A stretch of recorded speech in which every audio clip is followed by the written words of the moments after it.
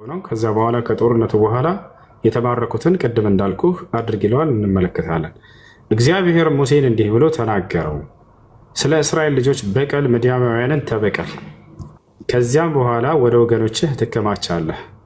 ሙሴም ህዝቡን ከእናንተ መካከል ሰዎች ለጦርነት ይሰለፉ፣ ስለ እግዚአብሔር በቀል ምድያምን ይበቀሉ ዘንድ በምድያም ላይ ይሄዱ ብሎ ተናገረ። ከእስራኤል ነገዶች ሁሉ ከየነገዱ 1000 ሰው ወደ ጦርነት ስደዱ ብሎ ተናገራቸው። እንግዲህ ሙሴ አዘዘ፣ ከእያንዳንዱ የእስራኤል ወገን 1000 ጦረኛ እየመረጣችሁ ላኩ ተባለ። ተላከ 1000 ሰራዊት።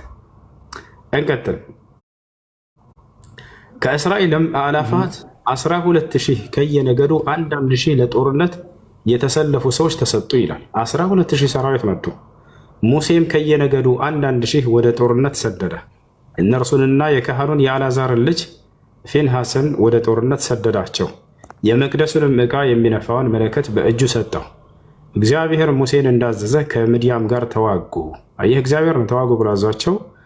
ተዋጉ ከምድያም ጋር፣ ወንዶችንም ሁሉ ገደሉ አለ። ወንዶችንም ሁሉ ገደሉ። ከተገደሉትም ጋር የምድያምን ነገስታት ገደሏቸው። 5ቱም የምድያም ነገስታት ኤዊ፣ ሮቆም፣ ሱር፣ ሁር፣ ሪባ ነበሩ። የቢዖርንም ልጅ በለዓምን ደግሞ በሰይፍ ገደሉት። የእስራኤልም ልጆች የምድያምን ሴቶችና ልጆቻቸውን ማረኩ። አየህ፣ ሴቶቻቸውንና ልጆቻቸውን ማረኳቸው። እንስሳቶቻቸውንና መንጎቻቸውንም ዕቃዎቻቸውንም ሁሉ በዘበዙ አለ። እንዳለ ንብረታቸውን ሁሉ በዘበዟቸው እያለ ተናገረ። ወሰዱት። የተቀመጡባቸውንም ከተሞቻቸውንም ሁሉ ሰፈሮቻቸውንም ሁሉ በእሳት አቃጠሉ። ተመልከት፣ ከማረክ በኋላ የሰው ሀገር ማቃጠል ምንድን ነው? ይሄ በእስላም ይቻላል ወይ? አይቻልም በፍጹም። አቃጠሉባቸው ከተማቸውንም ሁሉ። የሰውንና የእንስሳን ምርኮና ብዝበዛ ሁሉ ወሰዱ።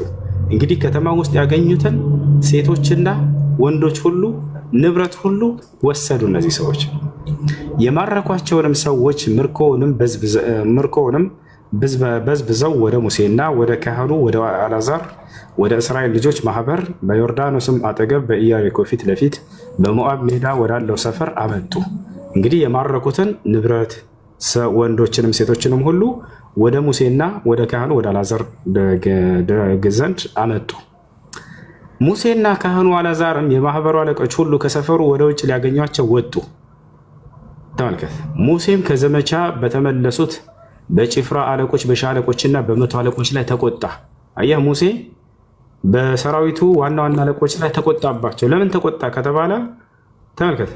ሙሴም አላቸው፣ ለምን አልገድላቸውም ብሎ ነው የተቆጣ። የሚገርምህ ምን አለ? ሙሴም አላቸው፣ በእውኑ ሴቶችን ሁሉ አዳናችኋቸውን?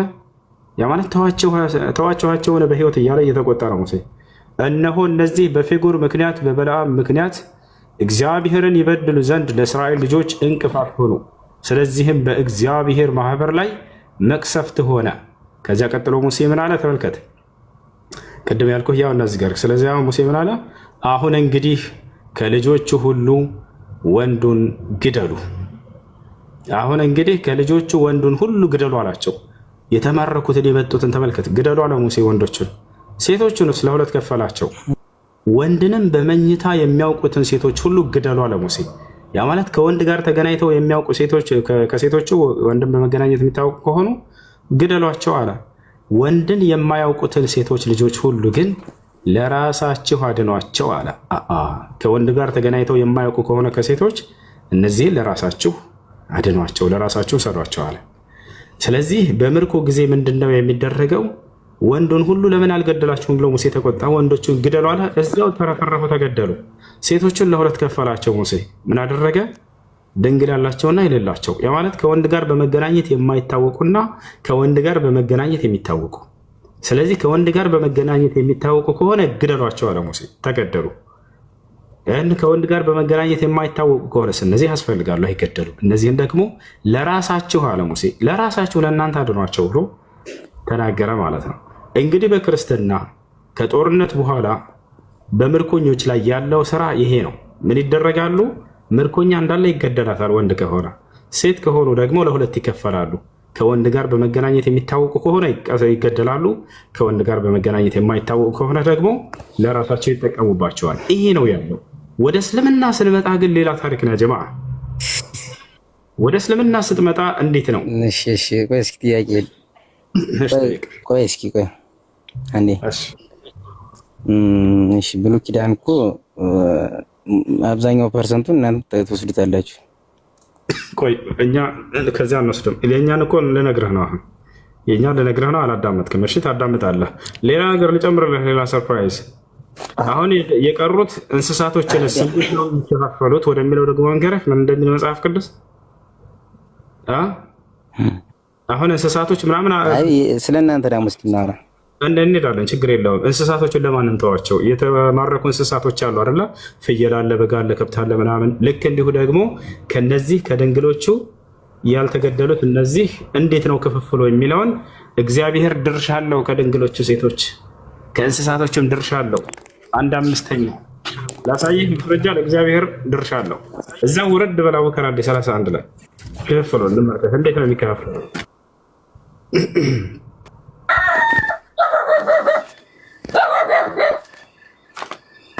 እሺ ተመልከቱ።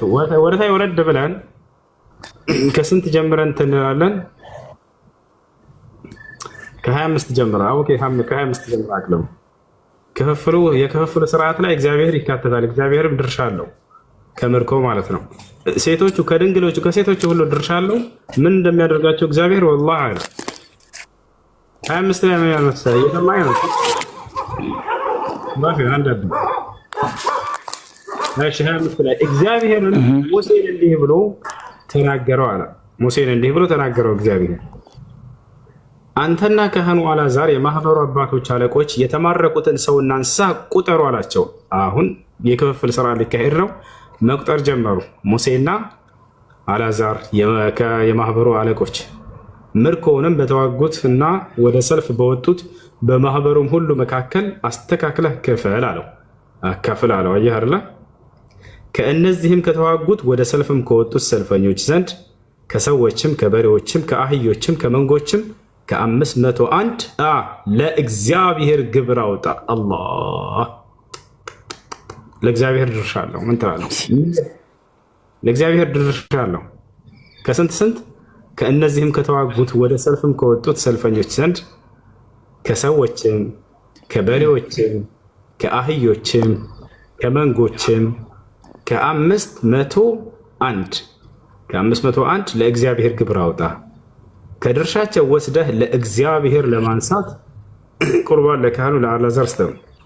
ከእስራኤልም ልጆች ድርሻ ከሰዎችም ከበሬዎችም ከአህዮችም ከመንጎችም ከከብቶችም ሁሉ ከ51 ትወስዳለህ። የእግዚአብሔርን ማደሪያ የአገልግሎት ለሚጠብቁ ለሌዋውያን ትሰጣለህ። ሙሴና ካህኑ አልዓዛርም እግዚአብሔር ሙሴ እንዳዘዘው አደረጉ ይላል።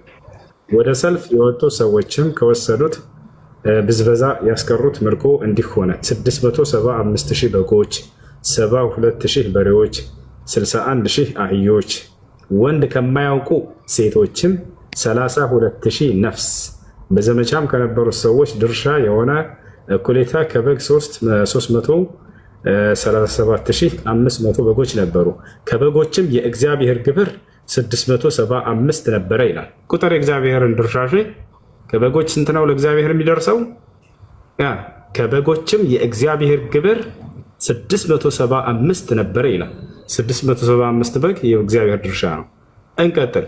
በሬዎችም 36,500 ነበሩ። የእግዚአብሔርም ግብር 72 ነበረ። ከበሬ ስንት ይደርሰዋል? እግዚአብሔር 72 ይደርሰዋል። አህዮቹም 30,500 ነበሩ። የእግዚአብሔርም ግብር 61 ነበረ ይላል። እግዚአብሔር 61 አህያ ይደርሳል ማለት ነው። ሰዎቹም 16,000 ነበሩ ይላል። የእግዚአብሔርም ግብር 32 ነበረ ይላል። ሰዎችም እነማን ናቸው? የቀሩት ሰዎች ወንዶቹ ተገድለዋል። የቀሩት ሰዎች እነማን ናቸው? ድንግሎቹ ሴቶች ማለት ነው። ስለዚህ ለእግዚአብሔር 32 ድንግል ሴቶች ይደርሱታል ማለት ነው። ምን ትላለህ? ወንዶቹ ተገድለዋል ግደሉ ብሎ፣ ሴቶች ደግሞ ከወንድ ጋር በመገናኘት የሚታወቁትን ግደሉ ተብሏል። ማነው የቀረው ከሴቶች? ከወንድ ጋር በመገናኘት የማይታወቁት።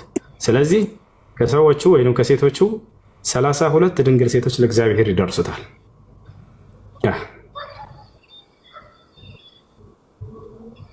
አላህ ነው ኡስታዝ በእግዚአብሔር እኛም እንጠይቅ እንጂ እድል ይሰጠን እንጠይቅኛም። እሺ እግዚአብሔር ምን ሊያደርጋቸው ነው እነዚህን ድንግል ሴቶች? እሺ በቃ ጥያቄ እንጠይቅ። እሱን ተው ችግር የለም። የኔን ጥያቄ ልጠይቅሽ ለፈው ነው ካላ አበያ እሺ ጠይቅሽ ጥያቄ ጠይቅሽ ጥያቄ ምንድን ነው? እሺ እኔ መጠየቅ የምፈልገው ያው የእናንተ መጽሐፍ የፈጣሪ ቃል መሆኑን በምን ማወቅ ይቻላል? እሺ አንድ መለኮታዊ መጽሐፍ የፈጣሪ ቃል ነው ሊባል የሚያስችለው ነጥቦችን ታውቃለህ? አንተ በምትፈልገው ነጥብ ላስረዳ ወይንስ እኔ ዝም የኔ መልስ ልመልስልህ? አይ ትክክለኛ ያለውን መጽሐፍ ላይ ያለውን ችግር የለውም። የፈጣሪ ቃል የሚያሰኘው ነገር አንደኛ በውስጡ የተነገሩ ድንቅ ተአምራቶች እንዲሁም ደግሞ ትንቢቶች ተነግረው መፈጸማቸው። መቼም ትንቢት ከእውነተኝነት ማረጋገጫ መካከል አንደኛው ነው። አምላክና ነቢያት ትንቢትን ይናገራሉ፣ በተናገሩት መሰረት ይፈጸማል። ያ በውስጡ የተነገሩ ትንቢቶች በትክክል መፈጸማቸው እውነት መሆኑን ያረጋግጥልሃል። ከዚያ መካከል አንድ ትንቢት ልስጥህ። እሺ አላህ ሱብሓነሁ ወተዓላ ከየትኛው መጽሐፍ ነው ትንቢት ያለ? እዛ መጽሐፍ ከየትኛው መጽሐፍ ነው ትንቢቱን ያነቡት? ቁርአን ላይ ቁርአን ላይ። አይ ከቁርአን በፊት እኮ ትንቢቱ የተነገረ። ስማኝ ከቁርአን በፊት አይደል ትንቢቱ የተነገረ? ለዚህ ነው እኮ አንድ መጽሐፍ እውነተኛ አምላክ መጽሐፍ የሚያሰኘው ምን ምን መስፈርቶችን ሲያሟላ ነው ታውቃለህ ያልኩህ ለዚህ ነው። አሁን አልተረዳህም። አሁን መጽሐፍ ቅዱስ እውነተኝነቱን ምንድነው የሚያረጋግጠው? አምላክ ዘንድ መምጣቱን ብለህ በውስጡ እግዚአብሔር የሆነን ትንቢት ተናግሮ በተናገረው መሰረት መፈጸሙ የአምላክ ቃል ያደርገዋል ልትል ትችላለህ አይደለ? ለምሳሌ አምላካችን አላህ ሱብሓነሁ ወተዓላ በቁርአን ላይ እንዲህ ይሆናል ብሎ ተናገረ። ያ ነገር በዚያው በዘመናቸው ሲፈጸም ተመለከቱት። ይህንን በተግባር እንደተፈጸመ ሁሉን ነገር እናሳያለን። እንደኛ እሱ ነው። ለምሳሌ እስኪ ለምሳሌ ላስረዳህ ነው። ለምሳሌ አምላካችን አላህ ሱብሓነሁ ወተዓላ ነቢያችን ሰለላሁ ዐለይሂ ወሰለምን ከመካ ወደ መዲና ሲያሳድዷቸው ጊዜ የመካ ሹማምንቶችና ንጉሶች የዛኔ ከማንም በላይ ነበሩ። ነቢ ሰለላሁ ዐለይሂ ወሰለምና ተከታዮቻቸው በጣም ደካማ ነበሩ። ውጣላቸው፣ አሳድዷቸው። የዛኔ እየሄዱ እያለ ገና እየሄዱ ቁርአን ወረደ። የሚገርምህ ወዲያው ተመልሰህ እኔ እመልስሃለሁኝ ብልም አድርገህ ትነሳባቸዋለህ፣ እንደዚህ ሹማምንቶችና ንጉሶችም የበታች ይሆናሉ ብሎ አላህ ሱብሓነሁ ወተዓላ ቃል ገባላቸው። ቁርአን ላይ ይላል ኢነ ለዚ ፈረደ ዐለይከ ልቁርአን ለራዱከ ኢላ መዓድ። ሙሐመድ ሆይ ያ ቁርአንን በአንተ ላይ ያወረደልህ ጌታህ አላህ ወደ መካ ወደ መጀመሪያ ቦታ ወደ ሀገርህ ይመልስሃል ብሎ ቃል ገባላቸው። ይህን ቁርአን እያነበቡ ሄዱ። ነቢ ሰለላሁ ዐለይሂ ወሰለም ሲያሳድዷቸው ወዲያውም ይሄ ትንቢት ተፈጸመ። ማነው ቃል ይገባል? አምላክ አላህ ሱብሓነሁ ወተዓላ። ማነው ቃል ይገባለት? አላህ። ማን? አላህ። ኦኬ። ስለዚህ ያለ አይቶታል ማለት ነው እሱ አምላክ አላህ ሱብሓነሁ ወተዓላ። አዎ ይሄንን ምን አይቶታል ማለት ነው። አላህ ነው አናገራቸው፣ በንግግር ደረጃ ገለጠላቸው ሚላለ አምላክ አላህ ሱብሓነሁ ወተዓላ አይቶታል ሲያናግር ሚላለ ሲያወራው አላህ ያናግራቸው። አላህ ሲያወራው መሐመድ የት ላይ ነው ያናግራቸው ነው ማለት ያናግራቸዋል? በአምስት መንገድ አላህ ያናግራቸዋል እርሳቸውን። አንደኛ በቀጥታ ያናግሯቸዋል። እሱን ፈልገህ ነው አናግሯቸው እያወራህ ያለው ትራሱ አልገባህም። ትንቢትን ተናግሮ አምላክ አላህ ያ ትንቢት ተፈጸመ እያልኩህ ነው። ይህ የቁርአንን እውነተኝነት ከሚያረጋግጥ አንደኛው ነው። እንደገና ቀየርክና ያናግረዋል ወይ አላህ አናግሮታል ወይ አይቶታል ወይ ምናምን ከይፍ ያኔ እንዴት እናስረዳ? አይ እኔ የመልእክተኛው ቃል እንደሆነ ማውቀው ብዬ ነው እኮ እኔማ ቁርአን ወደዛ ትሄዳለህ። አብሽር አሁን ላስረዳ። እሺ መረዳት ትፈልጋለህ? የመልእክተኛው ቃል የሚለውን ልመልስልህና ትወርዳለህ። አስረዳኝ ስለ መልእክተኛው ቃል እያነበብክ እያሳየኝ። እሺ አለው እነሆ ለቀውሉ ረሱሊን ከሪም ይላል በቁርአን ላይ። እርሱ የክቡር መልእክተኛ ቃል ነው የሚለው ነው አይደል? መልእክተኛ ማለት ምን ማለት ነው?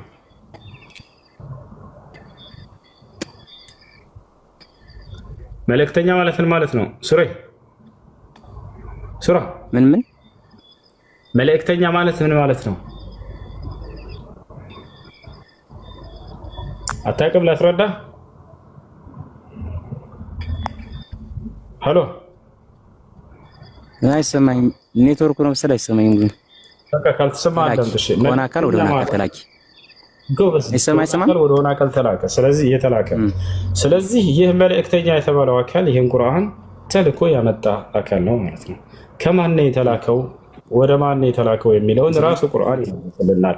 ወኢነሁ ለተንዚሉ ረቢል ዓለሚን ነዘለ ቢሂ ሩሑል አሚን ዐላ ቀልቢከ ሊተኩነ ሚነል ሙንዚሪን ይላል። ይህ ቁርአን ከዓለማቱ ጌታ ከአላህ ዘንድ የተወረደ ነው። ማን ነው ያ መልእክተኛ መካከል ላይ ሆኖ ለነቢዩ ሙሐመድ ሰለላሁ ዐለይሂ ወሰለም ያወረደው? ታማኙ መንፈስ መልአኩ ገብርኤል አወረደው። ጅብሪል ዐለይሂ ሰላም ነዘለ ቢሂ ሩሑል አሚን ታማኙ መንፈስ መልአኩ ገብርኤል አወረደው ይላል። አየህ እርሱ ነው ያወረደው። ይሄ ነው እና የእርሱ ቃል የተባለው ስለዚህ የገብርኤል ቃል ነው ማለት የገብርኤል ቃል ነው ማለት ነው። ማን የተናገረው? ቁርአንን ተናግሮታል ወይ ገብርኤል ብንል ተናግሮታል። እሱ ስለተናገረው ነው ወደ እርሱ የተዘጋው። ተናግሮታል እሱ ባለቤት ነው። ቁርአን የመልእክተኛው ቃል እንደሆነ የተጻፈ ስለዚህ የገብርኤል ቃል ነው ማለት ነው። ባለቤት እሱ ነው አይደለም። የገብርኤል ቃል ነው ወይ ገብርኤል ተናግሮታል ወይ ከተባለ ገብርኤል ተናግሮታል የገብርኤል ቃል ነው ቢባል ችግር የለውም። የመልእክተኛ ቃል ነው። መልእክተኛ እየተናገረው ነው። ስማኝ እሺ፣ አንዴ ምንድን ነው የምሰማህ? አሁን ይሄን ተናገርኩህ ገብቶሃል ማለት? አይ መልእክተኛው ቃል ነው ተነጋገርን እኮ ያለ ቃል የለም የገብርኤል ቃል ነው። አሁን ያልኩት ምንድን ነው? እስኪ ምን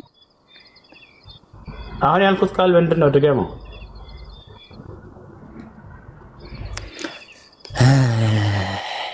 የመልእክተኛው ቃል እንደሆነ ነው የነገርከኝ። የሚገባው ነገር አይደለም ከመጀመሪያው ጀምሮ ራሱ ማለት ነው።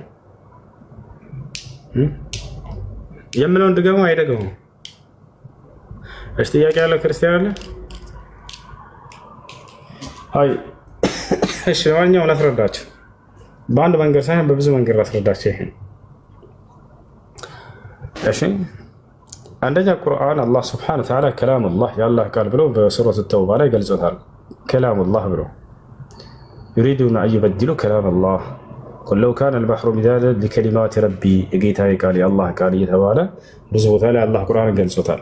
ታዲያ የክቡር መልእክተኛ ቃል መባሉ ምን ለማለት ነው ከተባለ አንደኛ መልእክተኛ ማለት አድራሽ ማለት ነው።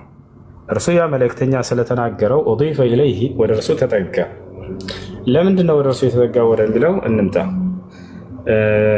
ከሃዲያኖች በነቢያችን ሰለላሁ ዐለይሂ ወሰለም ጊዜ ወደ ነቢዩ ሙሐመድ ሰለላሁ ዐለይሂ ወሰለም ከአምላክ ዘንድ የሚያመጣለት ይህን ቃል ሰይጣን ነው የሰይጣን ቃል ነው ብለው ይዋሹ ነበር። ለታቻለ አይደለ? ምን ይሉ ነበር? የሰይጣን ቃል ነው እያሉ ይናገሩ ነበር። ሰይጣን ነው ከፈጣሪ ዘንድ አወረደለት የሚባለው እያሉ ይዋሻሉ። አላህ ስብሐነሁ ወተዓላ አይ የሰይጣን ቃል አይደለም ብሎ አንጻራዊ አድርጎ ከሰይጣን ጋር በፍጹም የሰይጣን ቃል ሳይሆን የክቡር መልእክተኛ ቃል የጅብሪል ዐለይሂ ሰላም እያለ ወደ ጅብሪል በጅብሪል አማካኝነት እንደሚወርድ እየተናገረላቸው ነው። ይህን የተናገርከው ማስረጃ አለ ከተባለ እዚያው ላይ ወረድ ብላቸው ይሉት ወማ ሁወ ቢቀውሊ ሸይጣን ረጂም ይላል። እርሱ ቁርአን የእርጉሙ የሰይጣን ንግግር አይደለም ይላል እዚያው ላይ። አያቸው አይደለ? ለምንድን ነው የክቡር መልእክተኛ ቃል ነው ያላቸው? እርሱ በመልአክ በኩል ሳይሆን የሚወርድለት መልአክ ሳይሆን እየነገረው ያለው እየተናገረ ያለው ይህን ቁርአን ሰይጣን ነው እየመጣ ቢነግረው ብለው ነበር። አይ አይደለም፣ የተከበረው መልአክ ነው ገብርኤል ጅብሪል ነው እያለ አላህ ሱብሓነሁ ወተዓላ እየተናገራቸው ነው። እሺ ሲኦል ከተትካቸው ያለች ሰውዬ የቅድሟ ሰውዬ እግዚአብሔርን የድንግሎች ድርሻ ቆጥራ አለ አይደለም መጽሐፍ ላይ ምን ሊያደርጋቸው እሺ ለማንኛውም ያ ነው። ሁለተኛው መልስ ምንድን ነው? እንደ አረበኛ ቋንቋ ቀውልና ከላም ይለያያሉ። ቀውል ምንድን ነው? ንግግር ማለት ነው። ከላም ምንድን ነው ማለት ነው? ወደ አማርኛ ስንቀይረው አንዲት ቃል ብቻ ነው ያለው በአማርኛ። አማርኛ ጠባብ ነች። አረበኛ ግን ይሄ ንግግር የምንለው እኛ በጣም ብዙ ቃላቶች አሉት። ገብታችኋል አይደለ? ከነዚያ መካከል አንደኛው ከላም ንግግር ማለት ነው። ቀውል ንግግር ማለት ነው። ነገር ግን እነዚህ ቀውልና ከላም ልዩነት አላቸው ወይ እንደ አረበኛ ከተባለ አዎ ልዩነት አላቸው። ከላም የሚለው ለቃሉ ባለቤት ብቻ የሚውል የሆነ ቃል ነው። ቀውል የሚለው ግን ቃለ ተናገረ ከሚለው ቃል የተወሰደ ነው። ስለዚህ ለቃሉ ባለቤት ብቻ ሳይሆን ለቃሉ አድራሾችም በመናገራቸው ምክንያት ለእነርሱም ይውላል። ገብታችኋል አይደለ? ወደ ቁርአን ላይ ስንመጣ ጊዜ ይሄን መሰረት ይዘን አላህ በሙሉ ቁርአን ላይ ከላም ካለ በኋላ ስለ ቁርአን ራሱን ብቻ ነው የሚያስገባው። ምክንያቱም ከላም የሚለው የቃሉን ባለቤት ብቻ የሚገልጽ የሆነ ቃል ነውና። ማስረጃ ለምሳሌ በሱረት ተውባ ላይ ወኢን አሐዱ ሚነል ሙሽሪኪን እስተጃረከ ፈአጅርሁ ሐታ የስመዐ ከላመ ረሱል አላለም። ከላም ካለ በኋላ ራሱ ነው የሚገባው። አላህ ሱብሓነሁ ወተዓላ ራሱን ነው የሚያስገባው። ለምን? ከላም የሚለው ቃል የቃሉን ባለቤት ብቻ የሚገልጽ ስለሆነ።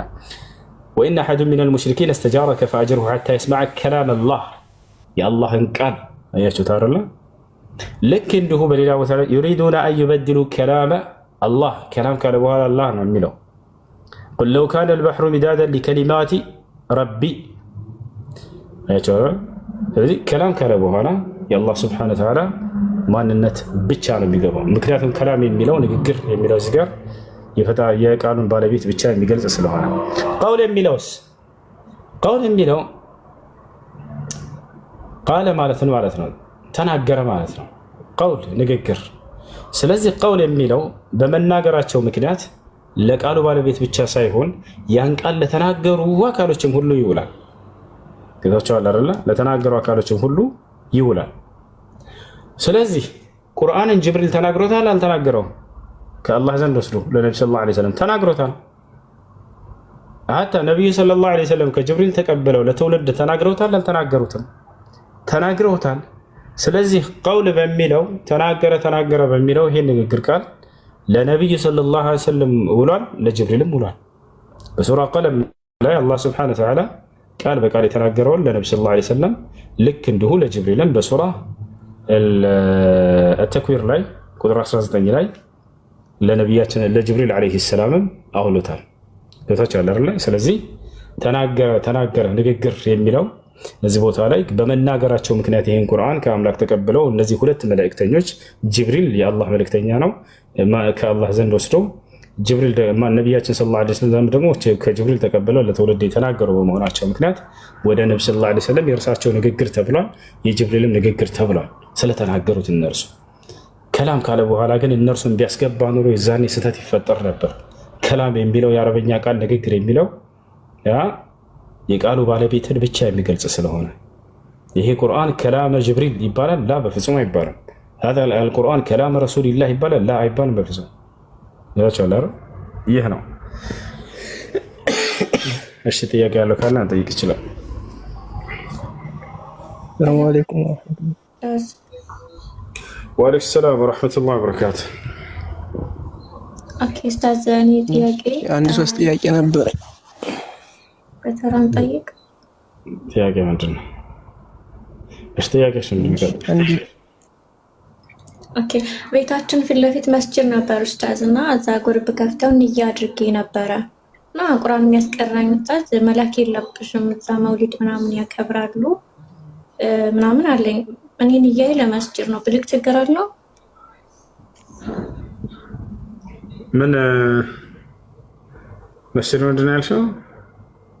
ለመስጂድ ንያ ምናምን ጉርብ ከፍተው እዛ ንያ አድርጌ ነበርና እዛ መውሊድ ምናምን ያከብራሉ፣ ሰኞ ሮብ እያሉ ይቅማሉና መላክ የለብሽም አለኝ። የሚያስቀራኝ ኡስታዝ ችግር አለው ብልክ? እኔ ንያዬ ለመስጂድ ነው።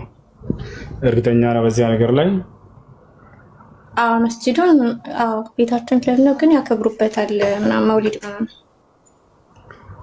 መውሊድ የሚከበርበትና ጫት የሚገቡበት ከሆነ መስጂዱ እነዚህ ሰዎች ዳዕዋ ሊደረግላቸው ይገባል። ከዚህ ከዳዕዋ ተደርጎላቸው ተገስጸው ከተመለሱ ሰየው። አይ እምቢ የሚሉ ከሆነ አይቻልም። ላ የጁዝ التعاون مع أهل البدع والأهواء خاصة إذا كانت بدعتهم تخرجهم عن دائرة الإسلام وعن دائرة السنة كذلك. አይቻልም። እሺ ንያዬን ወደ ሌላ መላክ እችላለሁ እዛ ንያት። ኦኬ ሁለተኛ ደግሞ ሰውየው ሲጋራ ያጨሳልና ላይተር አለው የሚለኩስበት። እኔ ባገኘው ሰዓት ዝባለ ውስጥ ጥለዋለሁና ፈልጊ ሲለኝ እኔ አላየሁትም እለዋለሁ። እኔ ግን አውቄ ነው የጣልኩት። ጠይቅበታለሁ። ያን አውቀሽ ተጠይቅበታለሽ። ዳዕዋ አድርጊለት እንዲመለስ። ከተመለሰ ይሰየል፣ ካልሆነ ላይተሩን አንስተሽ ቆሻሻ ውስጥ መጣሉ ተገቢ አይደለም። ኦኬ አይ ፈልግ እያለስ እሺ እሺ እሱ እሺ ቀጥሉ።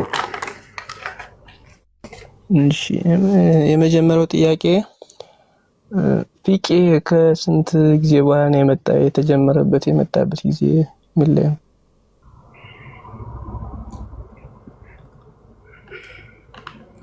እሺ አልአሕካም ሸርዕያ እነዚህን ህግጋቶች ቁርአንና ሐዲስን መሰረት አድርገው ቀደምት መልካም ሰለፎች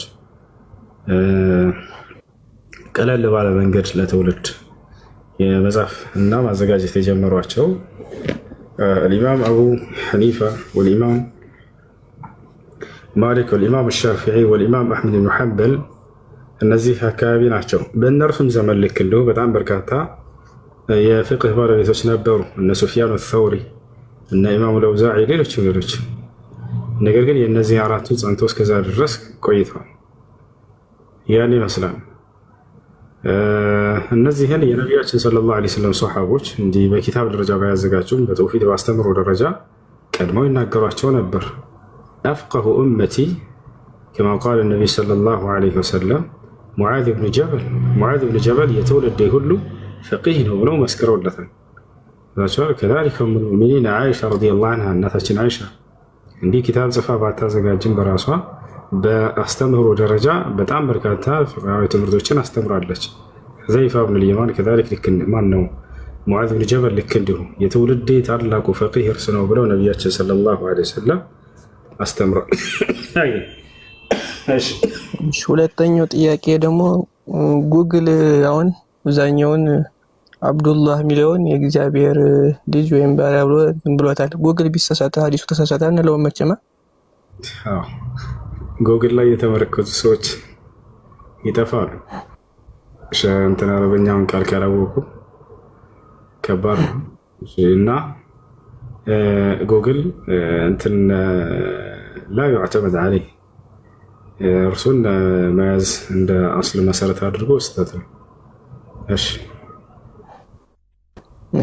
ሶስተኛው ጥያቄ አርህማን ዐለል ዐርሽ እስተዋ በሚለው ሐዲሱ የተመጠነበት ቦታ ላይ ካለ እና ቁጥሩ ብትነግረኝ። መርሐባ ረሕማኑ ዐለል ዐርሽ እስተዋ አብዛኛው ከአላህ ከአርሽ በላይ ከፍ ብሏል ይላል። ታቢዕዮች የተረጎሙት ትርጓሜ ያለ አቡልዓሊያ እና ሙጃሂድ አላ ወርተፈዐ ብለው ተርጉመውታል። ከሁሉ በላይ ሆነ፣ ከሁሉ በላይ ከፍ አለ ብለው ተርጉመውታል። እሱን ላሳየ አንድ የምንጭላጣ አለ።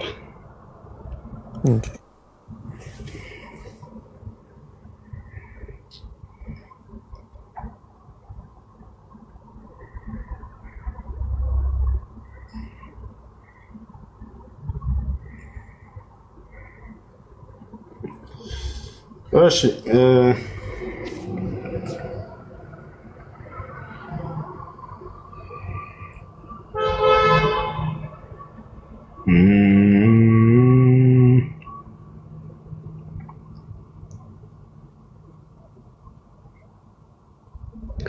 قال أبو العالية استوى إلى السماء ارتفع، وقال مجاهد استوى على العرش، وقال البغوي رحمه الله تعالى ثم استوى إلى السماء. قال ابن عباس وأكثر مفسر السلف أي ارتفع إلى السماء. انتهى من تفسير البغوي، ونقله الحافظ في الفتح، وقال أبو عبيدة والفراء وغيرهما بنحوه.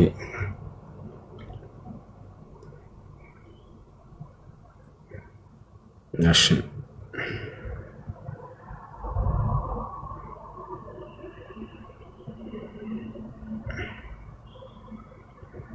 እስኪ በዚህ ላይ የቀደምት መልካም ሰለፎች ንግግር እንዳለና ብላችሁ ዛሬ ትንሽ የተወሰነ صفة فعلية ثابتة لله عز وجل بالكتاب والسنة، أي صفة الاستواء.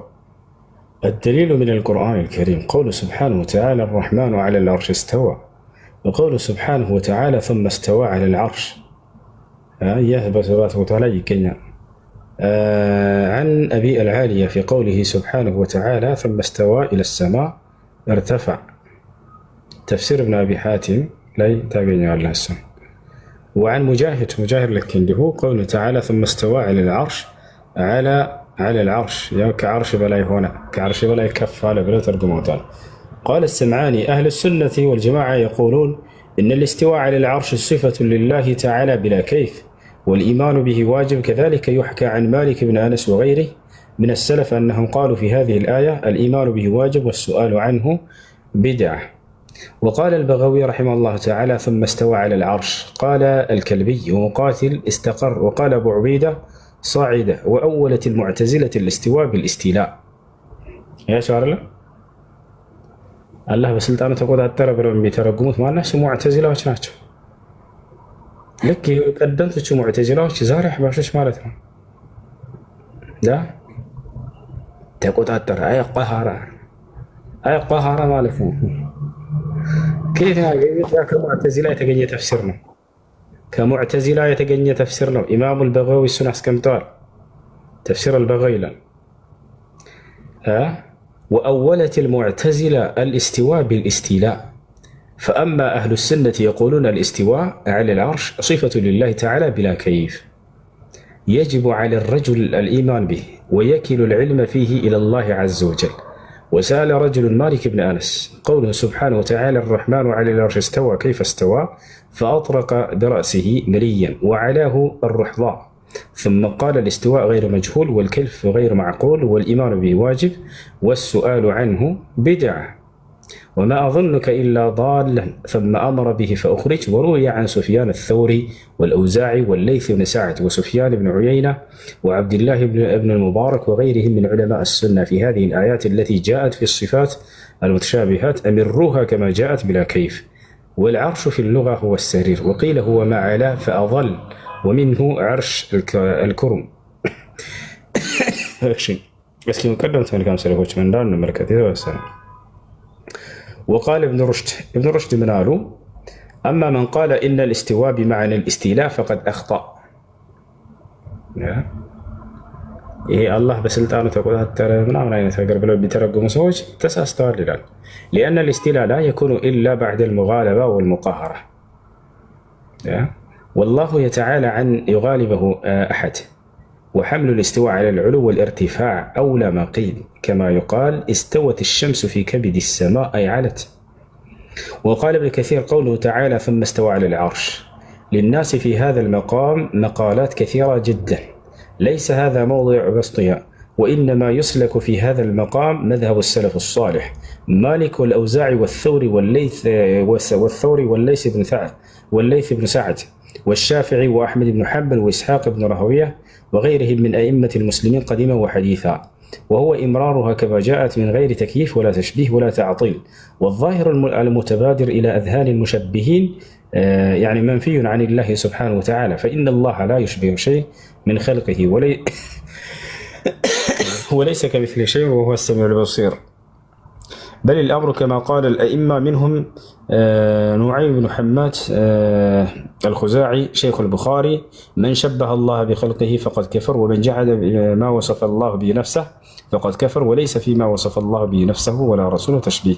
فمن أثبت لله تعالى ما وردت به الآيات الصريحة والأخبار الصحيحة على الوجه الذي يليق بجلال الله تعالى، ونفى عن الله تعالى النقائص فقد سلك سبيل الهدى.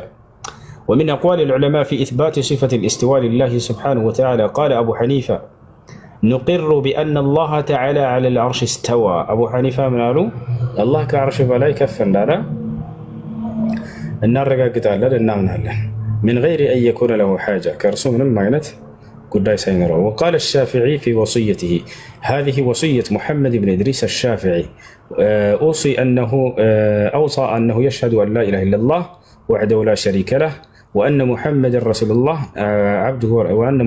عبده ورسوله، وأن الله عز وجل يرى في الآخرة ينظر إليه المؤمنون عيانا جهارا ويسمعون كلامه، وأنه فوق العرش. إمام الشافعي من قالوا ارسوا الله كعرش بلاينه بقال النكرانه.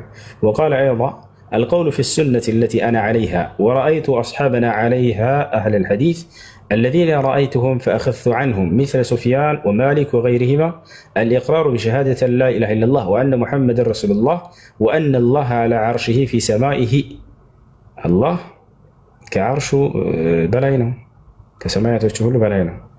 የቅርቡ ሚን ኸልቂሂ ከይፈ ሻእ እንደፈለገ በፈለገበት መንገድ ወደ ፍጥረታትም ይቀርባል። ወቃለ አሕመድ ብኑ ሐንበል ምን አሉ? ወቀድ ዐረፈ አህሉል ዒልሚ አነሁ ፈውቀ ሰማዋት ሰብዕ የእውቀት ባለቤቶች በእርግጥም አውቀዋል እርሱ አላህ ከሰባቱ ሰማያት በላይ እንደሆነ ይላል ኢማሙ አሕመድ።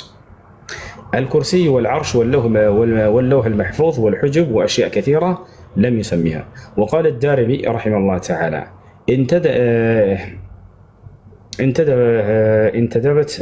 انتدبت أيها المريسي البشر المريسي معتزلين مكذبا بعرش الله سبحانه وتعالى وكرسيه منطبا في التكذيب بجهلك متأولا في تكذيبه بخلاف ما تعقله العلماء.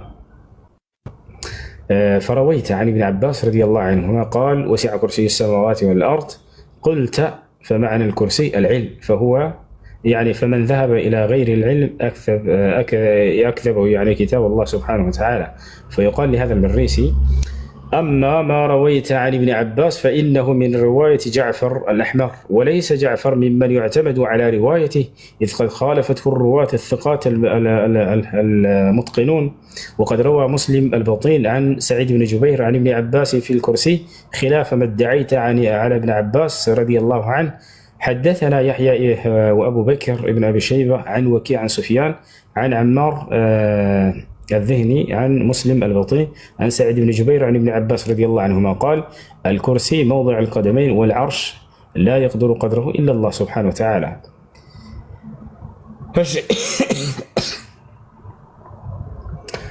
ይህን ይመስላል እንዳለ እነዚህ ቀደምት መልካም ሰለፎች አላህ ከዓርሽ በላይ መሆኑን የተናገሩ ናቸው። ወቃለ አቡ ሐቲም አራዚ መዝሀቡና ወእኽቲያሩና ኢትባዕ ረሱሊላህ ሰለላሁ ዐለይሂ ወሰለም ወአስሓቢሂ ወታቢዒነ ወመን በዕደሁም ቢኢሕሳን ወተርክ ነظር ፊ መውዲዕ ቢድዕሂም ወተመሱክ ቢመዝሀብ አህሊል አሰር ሚስለ አቢ ዓብዲላህ አሕመድ ብን ሐንበል ረሒመሁላህ ተዓላ ወኢስሓቅ ብን ኢብራሂም ወአቢ ዑበይድን አልቃሲም ብን ሰላም ወሻፊዒ ወልዙም አልኪታብ ወሱና ወዘብ ዐን አልአኢመة المتبعة لآثار السلف واختيار ما اختاره أهل السنة والجماعة في جميع الأمصار مثل مالك بن أنس في المدينة والأوزاعي بالشام والليث بن سعد بمصر وسفيان الثوري وحماد بن زياد بالعراق أن الله على عرشه الله كعرشه ولا ينو بائن من خلقه كفطرته يراكنه نياكو جبلال لنا لذا عرش لا يكون جبلال بلو ينكرال لا احنا ما قلنا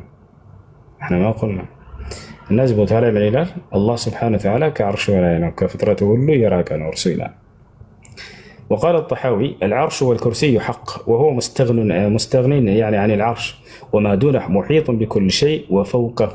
إمام الطحاوي من علو يرسوك عرش بلا ينو بلو قال بك أنت ناكره.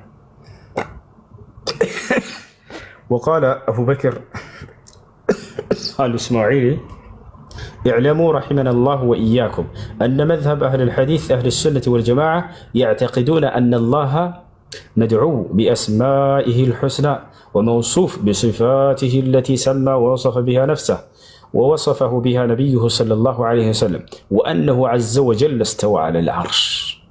رسول الله كعرش بلا كف بلا كيف فإن الله تعالى انتهى من ذلك إلى أنه استوى على العرش ولم يذكر كيف كان استواؤه.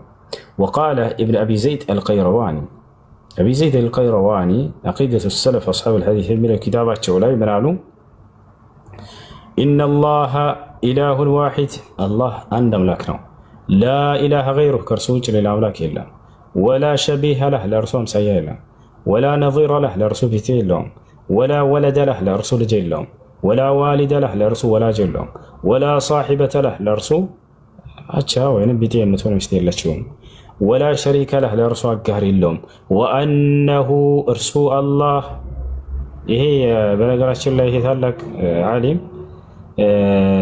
ابن أبي زيد القيرواني سوسمته أسرة متهجر عليه يتولدن كسوستو كفل زمانات أسرة متبتشان وراك من اندمل تملكته وأنه رسول الله فوق عرشه كعرش بلايله بذاته بذاته بمعنى الله سبحانه وتعالى كعرش بلايله قال لنا فوق عرشه المجيد بذاته كعرش بلايله ولو تناقره.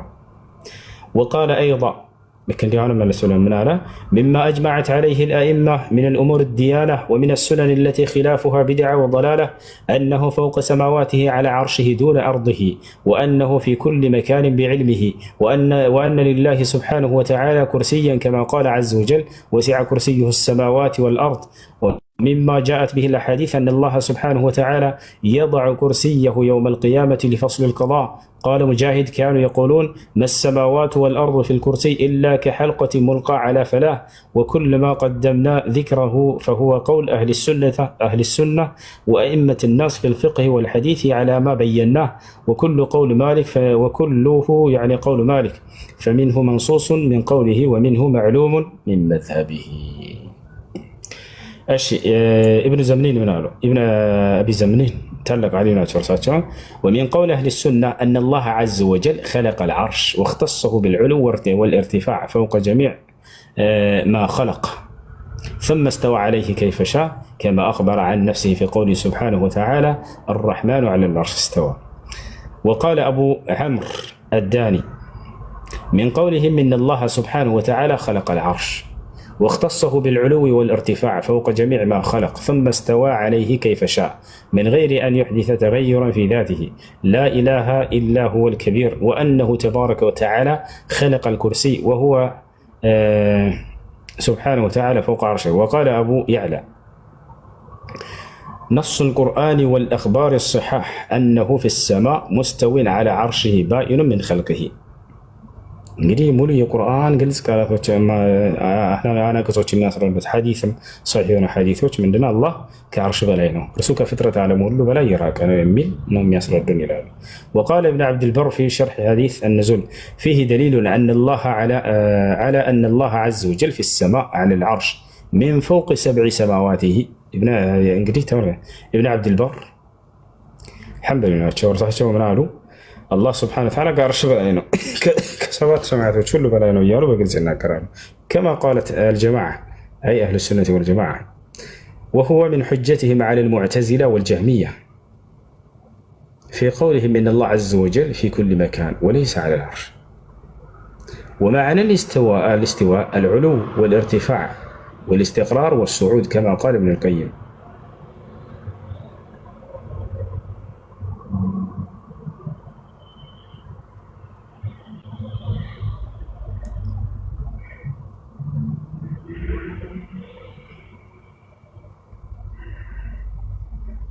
اشتياق ያለው ይቀጥል። እሺ እና አሁን እዚህ ፍቂህ የምንቀራበት አሁን 3 መጀመሪያው ሸሩጥ ሶላት አቡለይስ ሙቀዲማ ነው። አሁን የሙቀዲማን ምቀራ ያለ እዚህ ማለት ነው። እና ግን ሙቀዲማ ላይ አሁን አላህ መውጁዱ ቢላ መካን የሚለውን ይመተው አለብኝ ማቶ ቂራቱ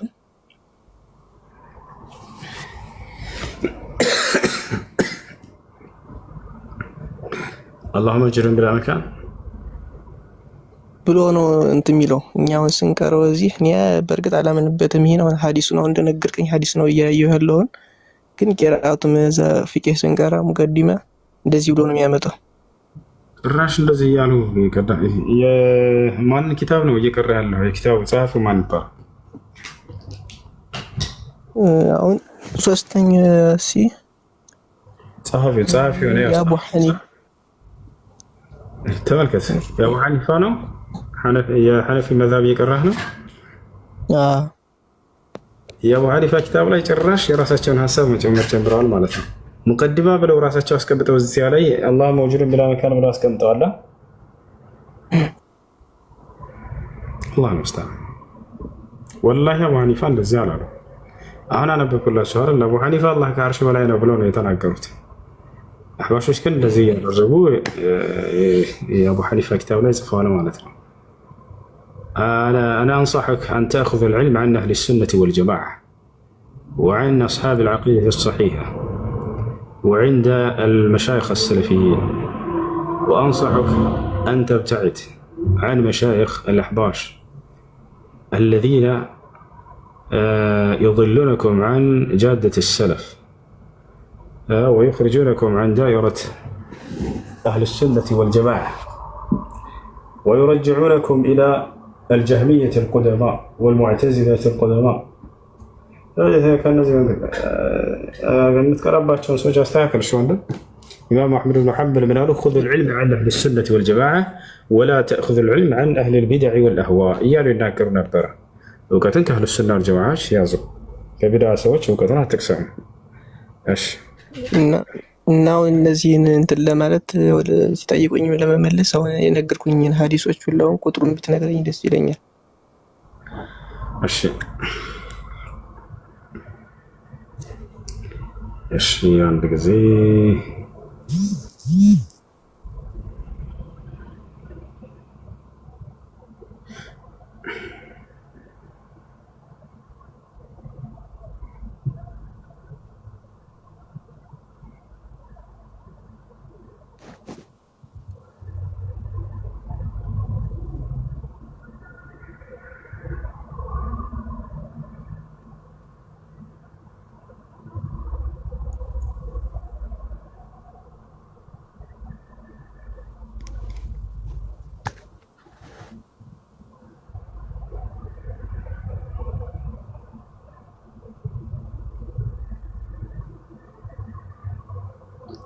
وذكر شيخ الإسلام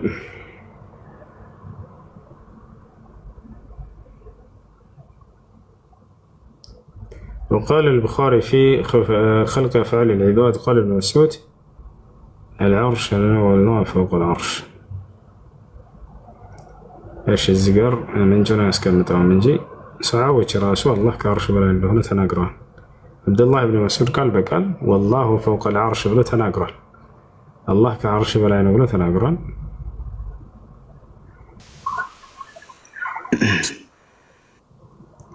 عندي እሺ እስከዛ ጥያቄ አለ? ጠይቀ ጊዜ እንትን ለማለት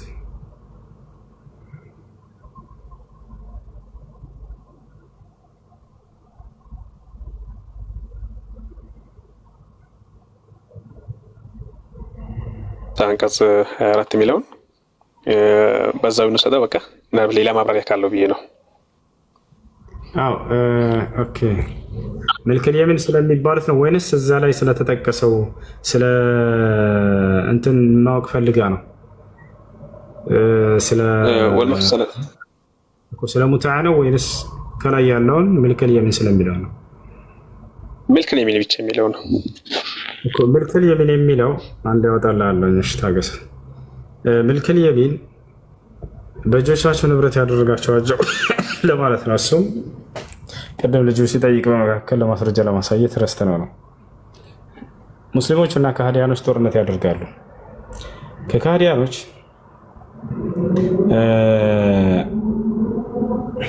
ወንዶችም ሴቶችም እንዋጋለን ካሉ የዛኔ ይማረካሉ፣ ከተሸነፉ ማለት ነው።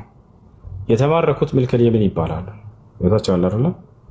እነዛ በእጆቻቸው ንብረት ያደረጋቸዋቸው የሚለው አላህ ሱብሓነሁ ወተዓላ እነርሱን ነው። ተማረኩ እነዚህ ሰዎች። ከዚያ በኋላ ምን መደረግ አለባቸው ወደሚለው ስንመጣ ጊዜ በጣም ብዙ ምርጫ ተሰጥቷቸዋል። ቀጥታ እንደተያዙ እነሱን ያለ ፈቃዳቸው እነርሱን መጠቀም ይቻላል ወይ? ላ አይቻልም። አላህ ምን አለ በሱራ ሙሐመድ ላይ فإذا لقيتم الذين كفروا فضرب الرقاب حتى إذا أثخنتموهم فشدوا الوثاق فإما منا بعد وإما فداء ይላል። የመጀመሪያው እሱ ነው። ቆይ ላሳይህ።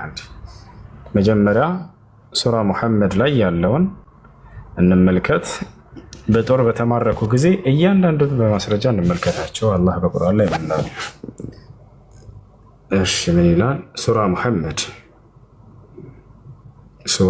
ሙሐመድ እንግዲህ ይሄ ስለ ጂሃድ የሚያወራ ነው። እሺ ልጆች ስለ ጂሃድ የሚያወራ ነው እንጂ ሰላማዊ የሆኑ ሰዎችን ስለመጋደል አይደለም። ጂሃድ ላይ እነዚያንም የካዱትን በጦር ላይ ይታያቸዋል አይደለ? ባገኛችሁ ጊዜ ጫንቃቸውን በኃይል ምቱ ይላል። እንግዲህ ከሃዲያን ሊጋደልህ ነው የመጣው ጦር ሜዳ ላይ መቼም እስክስታ አትመታለትም። ከፊት ቆመህ ትጋደለዋለህ። አላህ ሱብሓነሁ ወተዓላ ከእነርሱን እንደምንጋደል ከደነገገ በኋላ ባደከማችኋቸውም ጊዜ ይላል። ያ ማለት በቃ ከደከማችኋቸው አትግደሏቸው፣ ማርኳቸው አለ። ደከሙ አይደለ? ጦራቸውን ጣሉ። እነዚህ ሰዎች ጨርሷቸው አላለም አላህ። ተመልከተ፣ የአላህ ሱብሓነሁ ወተዓላ ዝነት ከተዳከሙ አቋርጡትና ጦሩን ማርኳቸው በቃ አለ። አትግደሏቸው አለ። ተመልከት፣ ማርኳቸው ይልቁንስ አለ። ከተማረኩስ በኋላ ማሰሪያውንም አጥብቁ፣ በኋላም አለ በኋላ ምን ይደረጋሉ? የመጀመሪያው ይሄ ነው። ተመልከት፣ የተማረኩ ሰዎች የሚደረጉት በኋላም አንደኛ ምንድን ነው? ወይንም በነፃ ትለቋቸዋላችሁ። ያ ሰላም አለ ረሕማ፣ በነፃ ለቀቋቸው እያለ ነው አላህ ሱብሓነሁ ወተዓላ ምርኮኞችን። ቅድም መጽሐፍ ቅዱስ ላይ አይተናል። የተማረኩትን ለምን ተዋቸዋቸው ብሎ ነው ሙሴ የተቆጣው። እንደ መጽሐፍ ቅዱስ ለምን አልገደላቸዋቸውም ብሎ ወዲያው ግደሉ ብሎ አዘዘ፣ ተገደሉ። እዚህ ጋር ግን አላህ ሱብሓነሁ ወተዓላ ምን አለ? የመጀመሪያ ያስቀመጠው ምንድነው? የተማረኩ ሰዎችን ወንድንም ሴትንም ሊሆኑ ይችላል ከሃዲያኖችን በነፃ ልቀቋቸው አለ። ተመልከት፣ በኋላም ወይ በነፃ ትለቋቸዋላችሁ፣ ካልሆነስ ወይንም ትበዣባቸዋላችሁ ይላል። መበጀት ማለት ነው። ወደ እንግዳ እንምጣ። የመጀመሪያው ምንድን ነው? የተማረኩ ሰዎችን ኢስላም ያስተማረው በነፃ ልቀቋቸው አለ። አንደኛ።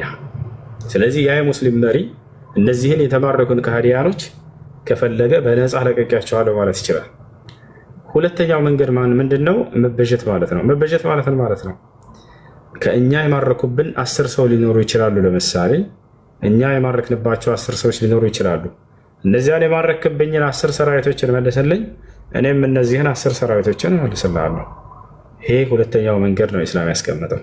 አያችሁ፣ ግደሏቸው የሚል አለ ወይ? ከምነግራቸው ውስጥ ላይ የለም። በፍጹም ምርኮኛ አይገደልም። እንዳውም አላህ ቃል በቃል ምርኮኞችን አብሏቸው ነው ያለው። ወዩጥዒሙነ ጣዓመ ዐላ ሑቢሂ ምስኪንን ወየቲመን ወአሲራ። የአላህን ውዴታ ፈልገው እነዚህ ሰዎች ወዩጥዒሙነ ጣዓመ ምግብንም ይመግባሉ አለ። ስለ ጀነት ሰዎች ባህሪ ሲናገር ዐላ ሑቢሂ የአላህን ውዴታ ፈልገው፣ ምስኪነን ለድሃዎች፣ ወየቲመን ለየቲሞች፣ ወአሲራ ለምርኮኛ። ነቢያችን ሰለላሁ ዐለይሂ ወሰለም ሐዲስ ላይ ፉኩል አሲር አሉ፣ ምርኮኞችን ፍቷቸው፣ ልቀቋቸው ብለው ተናገሩላቸው።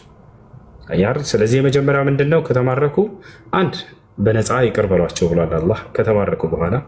ሁለተኛ ወይ እንዳው እናደርጋለን ካላችሁ ደግሞ ከእናንተ የማረኩባችሁን ሰዎች ትቀበሏቸውና እናንተ የማረካችሁባቸውን ደግሞ መልሱላቸው። ሁለተኛው መንገድ ይሄ ነው። ሶስተኛ ምንድን ነው? የነዛ የካህዲያኖች እንትን መጥቶ መሪያቸው የተማረኩብኝን ሰራዊቶችን እፈልጋለሁኝ ብሎ ከጠየቀ ያ የሙስሊም መሪ የሆነ ገንዘብ ያስቀምጣል። በተቀመጠው ገንዘብ መሰረት እየከፈለ ያ ንጉስ መውሰድ ይችላል። እየከፈለ መውሰድ ይችላል። ለምሳሌ ለእያንዳንዱ ሰራዊት 10 ሺህ ብር እፈልጋለሁ ካለ ይሄ ሙስሊም መሪ፣ ያ መሪ ይመጣና እነዚህን ሰራዊቶችን እንዲወስድ ተፈቅዶለታል። ሶስተኛ መንገድ። አራተኛ መንገድ ኢስላም ያስቀመጠው ነፃ እንዲወጡ ዘንድ ማለት ነው። አራተኛው መንገድ ምንድን ነው? የነዚህ የተማረኩት ሰዎች ቤተሰብ መጥተው መውሰድ ይችላሉ። የሚከፈለውን ከፍለው ለንጉሱ ማለት ነው።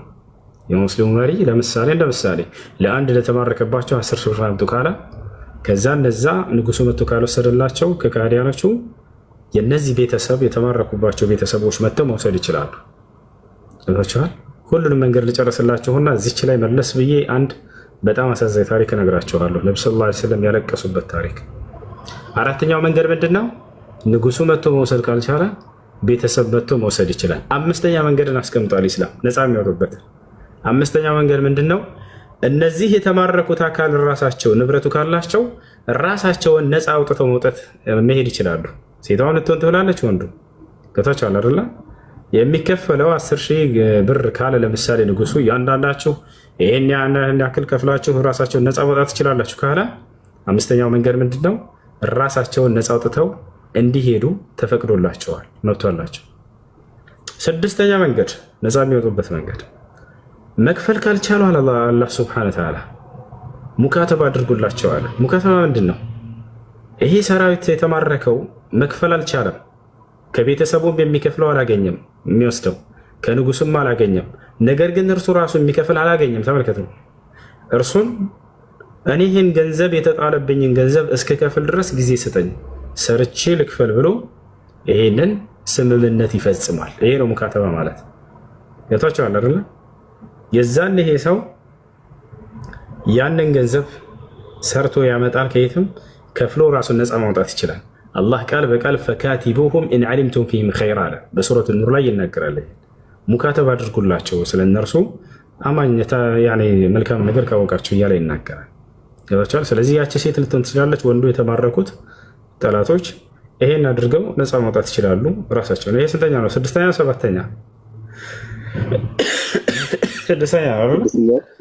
ስድስተኛ። ይሄንን ነፃ አውጥተው ራሳቸውን ዘርተው መሄድ ይችላሉ። የአላህን እዝነት ተመልከቱ። እዚህ ላይ አላህ ለነዚህ ራሳቸውን ነፃ ማውጣት ለሚፈልጉ ምርኮኞች ገንዘብ ስጧቸውና ራሳቸውን ነፃ ያውጡ ብሎ ተፈቅዶላቸዋል። ገብቷችኋል አይደል? አላህ በሱረት ተውባ ላይ ይናገራል። ራሱን ከባርነት ቀንበር ነፃ ለማውጣት እየጣረ ያለን ምርኮኛ አገዙት ከገንዘባቸው ብሎ አላህ ሱብሓነሁ ወተዓላ ተናግሯል። እዚያው ላይ ሱረት ኑር ላይ ላሳያችኋል። ላይ ሙካተብ አድርጉላቸው ካለ በኋላ ምርኮኞችን ከዚያ ምን አለ? ወአቱሁም ሚን ማሊላሂ አለዚ አታኩም አለ። እኔ አምላካቸው አላህ ከሰጠኋቸውን ገንዘብ ስጧቸው፣ ለግሱላቸው አለ። ተመልከቱ። ቆይ ላሳያችሁ። ከዛ ይመጡና እስልምና ሚልከል የሚን የተማረኩ ሰዎችን ይበድላል ይሏቸዋል። እንዴት እንደተንከባከባቸው ተመልከቱ። ሱረት ኑር ላይ ላሳያችሁ። ሱረት ኑር እሺ። ወአንኪሑል አያማ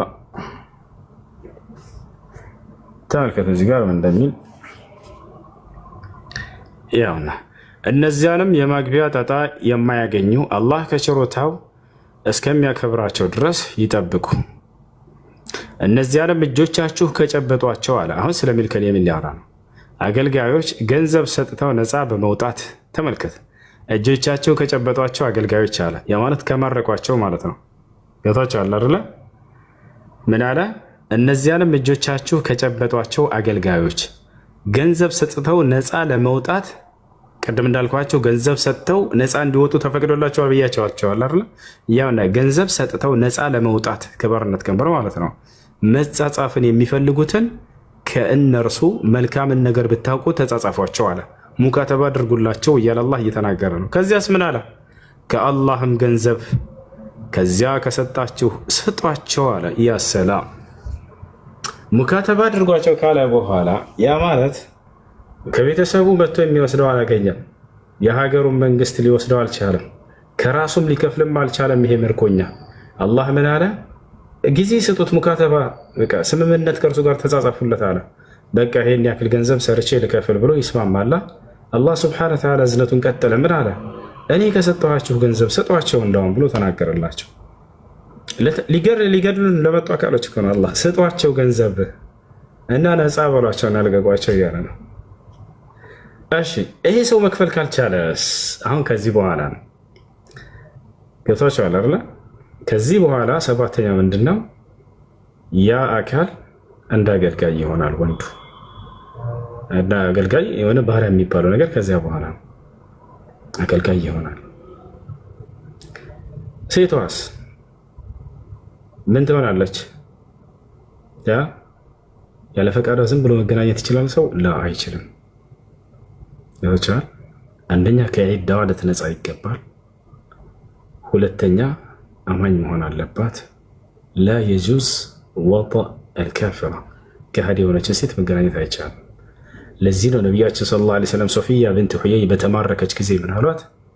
ኢኽታሪ አሏት፣ ምረጭ አሏት። ኢኽተርቲ ልእስላም አምሰክቱኪ ሊነፍሲ፣ እስልምናን ከመረጥሽ አገባሻለሁኝ አላት። ወኢን ኢኽተርቲ ልየሁድያ አልሐቅቱኪ ቢአህሊኪ፣ አይ አይሁድነትን ነው የምመርጠው ካልሽ ግን አላገባሽም፣ ግን ከተማረክሽበት ምርኮ እዚህ ከምትቆይ ወደ ቤተሰቦችሽ በነፃ ልክሻለሁኝ አላት። የተማረከችን ሴት ተመልከቱ። እርሷን ምን አለች? አነ ሀወይቱ ልእስላም ቀብለ አን ትድዑኒ ኢለይህ ያ ረሱለላህ አለች። እርሶ ወደ እስልምና ሳይጋብዙኝ በፊት ዛሬ እኔ እስልምናን መቀበል ፈልጌያለሁ፣ ሲጀምር መስለም ነው ፈልገው አለች። እስልምናን ተቀበለች፣ አገቧት። እሺ አሁን ባሪያ እንዴት ነው ከተማረኩ በኋላ ይሄን ሁሉ እናድርጋ ካልቻሉ፣ አንደኛ ከሀይዷ ልትነጻ ይገባል። በሀይዷ ሆነ ማን ነው ከዒዳዋ ልትነጻ ይገባል። ነቢያችን ሰለላሁ ዐለይሂ ወሰለም አንድ ሀይድ እስክታይ ድረስ ተቆጠቡ ብለው ተናግረዋል የተማረኩ ሴቶች። ከዚያ በኋላ ጋብቻ ነው ያለው ነገር። የቱ ጋር ከተባለ ባሪያዎችን አግቧቸው ነው ያለው አላህ ሱብሓነሁ ወተዓላ እንደዚህም ሚልከል የሚን ይገባሉ።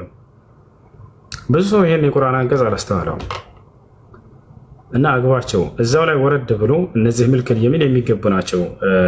ኡስታዝ ጀማል ከሰጠኸኝ አንቀጽ በታች ላይ ያለውን አንቀጹን በደንብ ካስተዋልከው እንድናገባቸው ነው አላህ ሱብሓነሁ ወተዓላ የደነገገው። ምን ይላል? ወመን ለም የስተጢዕ ሚንኩም ጠውለን አን የንኪሐ አልሙሕሰናት አልሙእሚናት ፈሚማ መለከት አይማኑኩም ሚን ፈተያቲኩም አልሙእሚናት ወላሁ አዕለሙ ቢኢማኒኩም ባዕዱኩም ፈንኪሑሁና አለ። አግቧቸው ነው ያለው። ባሪያዎችን ምን አለ? አግቧቸው። ባሪያዎችን በጋብቻ ነው ይገባሉ። ነቢያችን ሰለላሁ ዐለይሂ ወሰለም ሶፊያን ያለ ጋብቻ ተገናኛት? ላ አገቧት። ባሪያ ነበረች፣ ጋብቻ አደረጉ። ለታቻለ አይደለ? አግቧቸው። እሺ መህር አላቸው ወይ? አዎ መህር አላቸው። ማስረጃ አለ? አዎ እዚያው ላይ ወረድ ብሎ ምን አለ? ወአቱሁነ ኡጁረሁነ መህራቸውንም ስጧቸው አለ። እሺ ያለ ወልይ ነው ወይ የሚገቡት? ያለ ወልይ ነው የሚገቡት? ላ ወልይም ያስፈልጋቸዋል። ፈንኪሑሁነ ቢኢዝኒ አህሊሂን አለ። በቤተሰቦቻቸው ፈቃድ አግቧቸዋል። አያቸው አይደለ? በወልይ ነው። ታዲያ እንደዚህ ወልይ ከሌላቸው ማን ነው ወልይ የሚሆናቸው ከተባለ የሀገሪቱ ሸሪዓ ፍርድ ቤት ቃዲ ነቢያችን ሰለላሁ ዐለይሂ ወሰለም አስልጣን ወልዩን ሊመን ላ ወልይ ለሁ ብለው እንደተናገሩት አሁን ባሪያዎች እንደሚገቡ ላሳያቸው። እዛው ላይ እዛው ታች ወረድ ብሎ በጋብቻ እንደሆነ መህር እንዳላቸው አላህ ሱብሓነሁ ወተዓላ ይህን ሁሉ ተናግሮላቸዋል። እንመልከት፣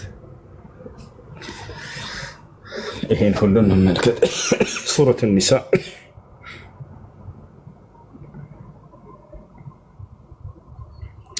ያና እዚህ ጋር ሱረቱ ኒሳ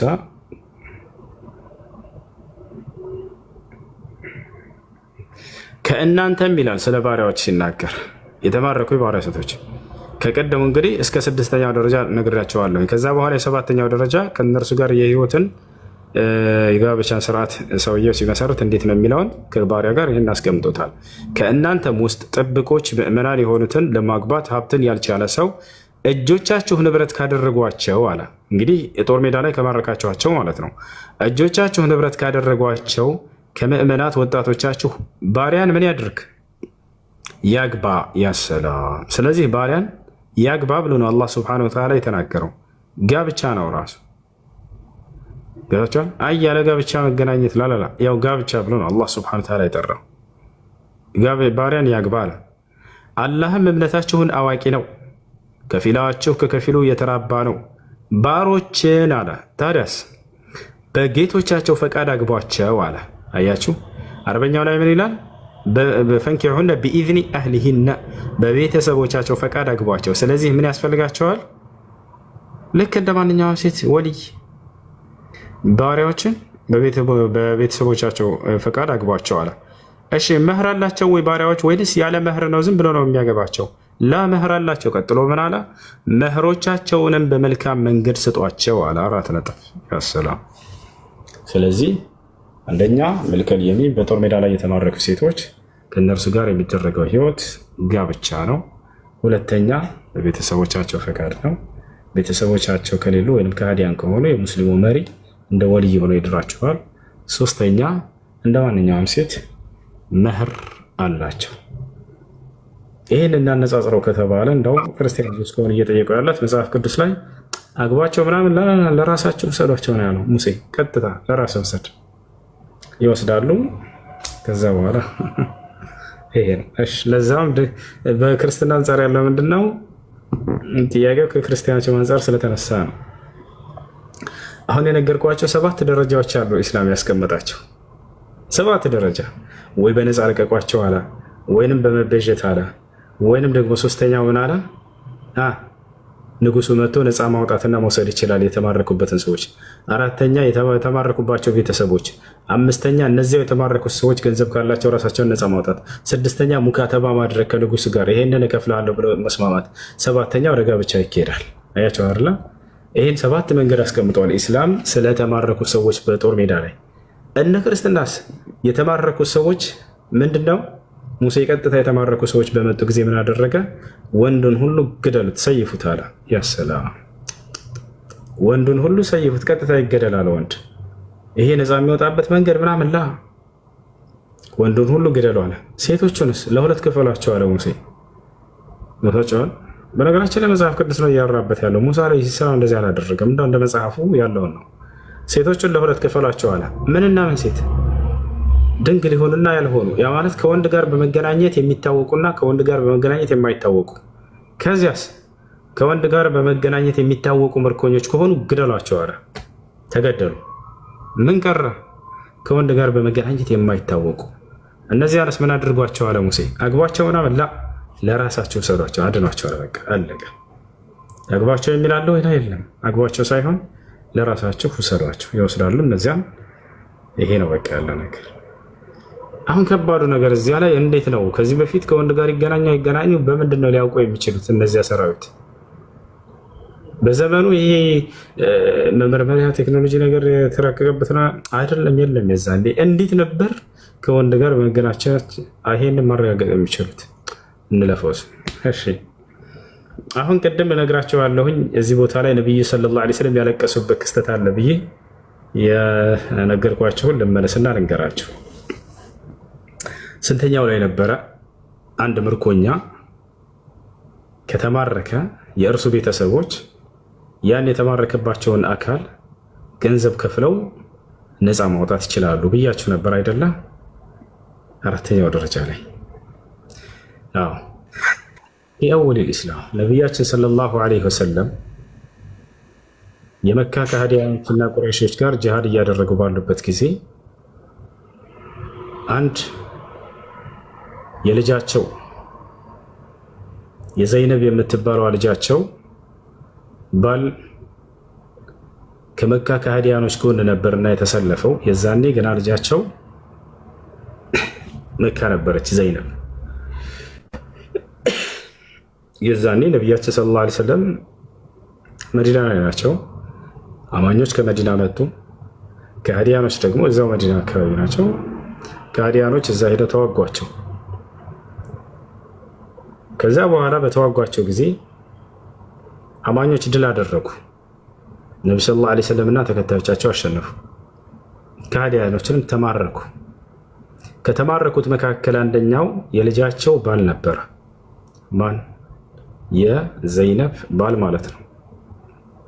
ተማርኮ ነበረ እሱ። ልፋቸዋል አይደለ? የዛኔ በተማረከበት ጊዜ ይህ ሰውዬ እና ሌሎችም ከሃዲያኖች ተማርከዋል።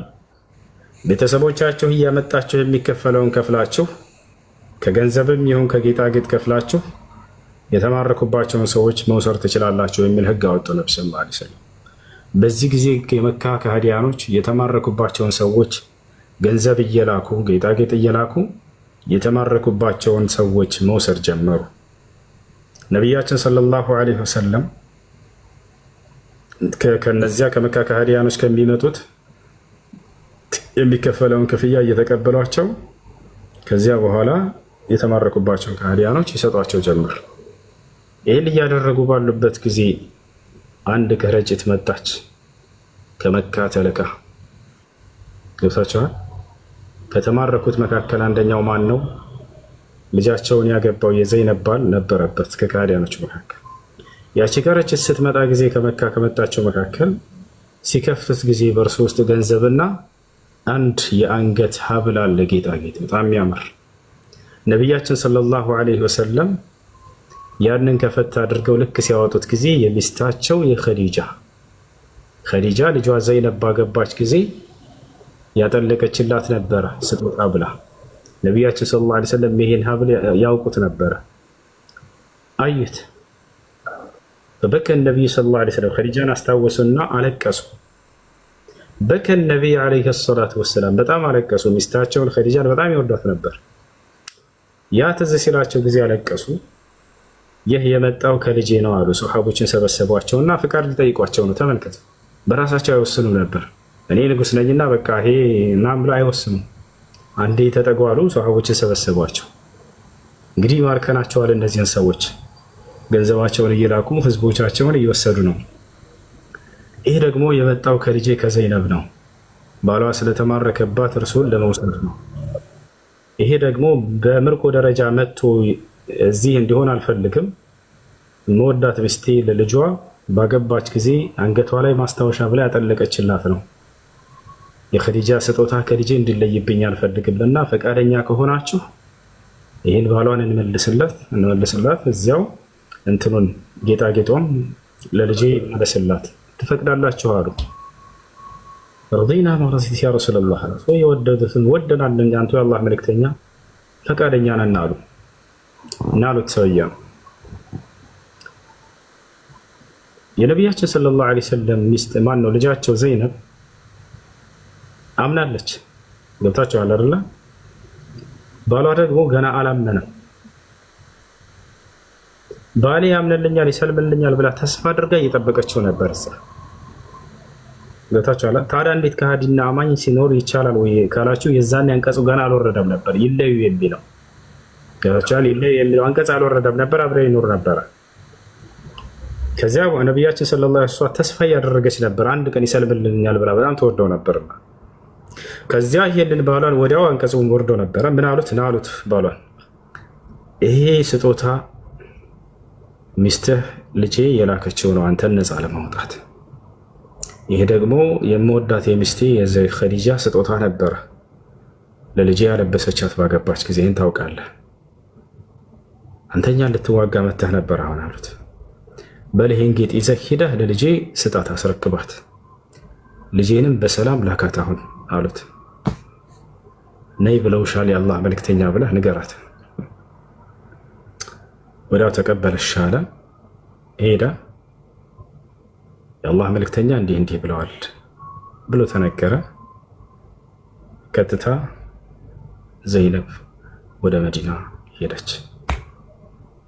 በጣም ተወደው ነበረ ባሏን፣ በጣም አዘነች። የቁርአኑ አንቀጽ ወረደ ከሃዲያኖች ከአማኞች ጋር እንዳይቀመጡ የሚለው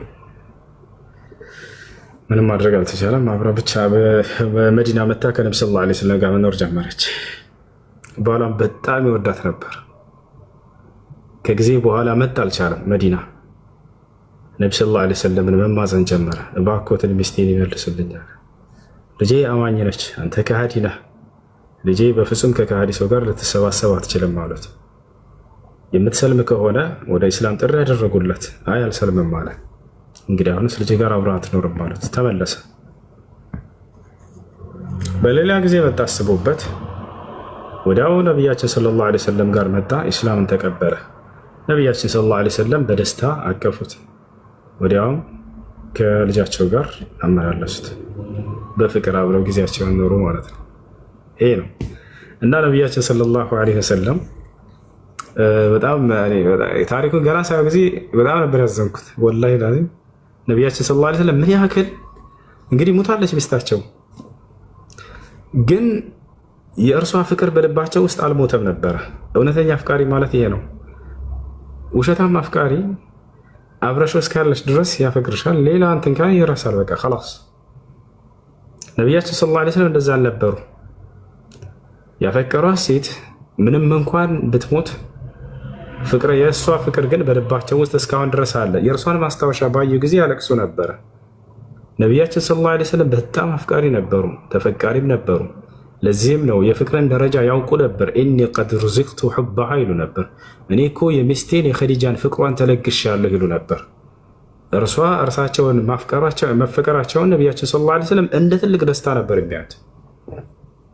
ዛሬ ሚስቱ ብታፈቅረው ምናምን ንቆ ያያታል ሰውዬ። ነብዩ ሰለላሁ ዐለይሂ ወሰለም እንደ ትልቅ የአላህ ጸጋ ነበር ያዩት። ፍቅር ስትሰጠው ምናምን የሆነ ዝቅ ያለች ይመስለዋል።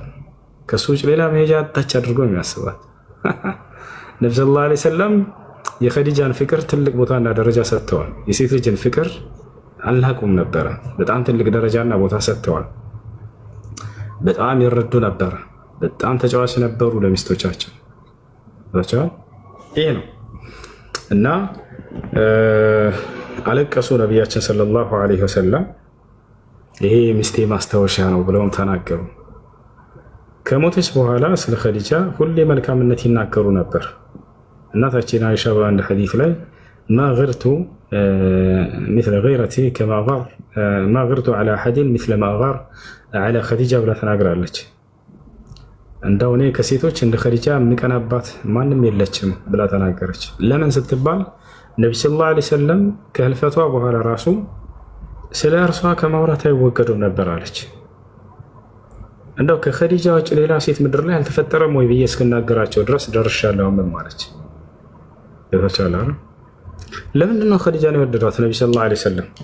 በእድሜ ትበልጣቸዋለች እኮ ኸዲጃ ይተቻለ። ከእርሷ በታች የሆኑ ወጣቶችን ቆንጆዎችን አግብተዋል ነቢ ሰለላሁ ዐለይሂ ወሰለም። ግን ከቁንጅና አይደለም ፍቅር። ትክክለኛ አፍቃሪ ማለት በችግርህም ጊዜ በደስታህም ጊዜ አብሮህ የሚሆን ሰው ነው አይደለ? ወይንስ በደስታ ጊዜ አብሮ ፏ ብትል ይላል፣ ከዛ በችግር ጊዜ ዞር በል ብሎ ጥሎ ይሄዳል። ኸዲጃ ረዲየላሁ ዐንሃ ከመጀመሪያ صدقتني حين كذبني الناس وواستني بمالها حين ابتعد عني الناس እያለ ተናገሩ ነብዩ ሰለላሁ ዐለይሂ ወሰለም።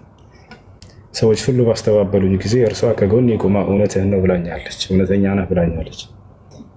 በገንዘቧም ኸዲጃ ከማንም በላይ ከጎን ቆማ ረድታቸዋለች። ማንኛውም ነገር በሚፈጠር ጊዜ ከነቢያችን ሰለላሁ ዐለይሂ ወሰለም ጎን ነበረች። ገብታችኋል አይደል? አላህ ጅዛዋን ይክፈላት። እናታችን ኸዲጃ የነቢያችን ሰለላሁ ዐለይሂ ወሰለም የጽናት መሰረት ነበረች። በጣም ይወዷት ነበር፣ በጣም ያከብሯት ነበር። ኸዲጃ ከሞተች በኋላ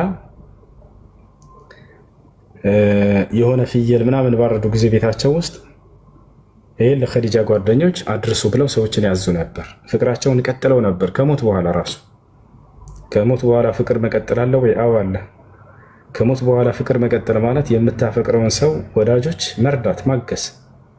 ልክ ያ የምታፈቅራት ሴት ስትረዳቸው ስታግዛቸው የነበሩ ሰዎች ካሉ ያንን የምትወደውን ነገር መቀጠል፣ መልካም ነገር እስከሆነ ድረስ ገብታችሁ ያለ አይደለ?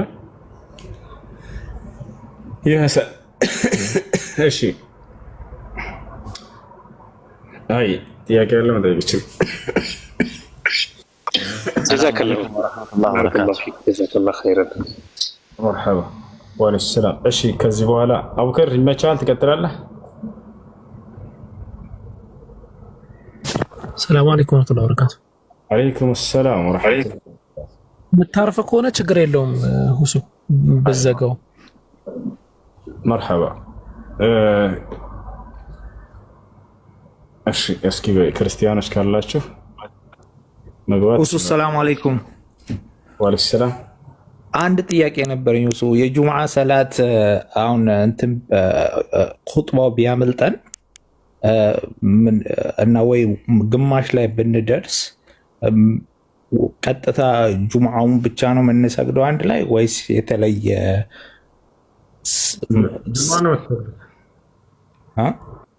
የጁምዓ ሰላት ላይ ኹጥባው ቢያመልጠን ሙሉ ለሙሉ ወይም ደግሞ ግማሹ ላይ ብንደርስ ጁምዓውን ብቻ ነው የምንሰግደው?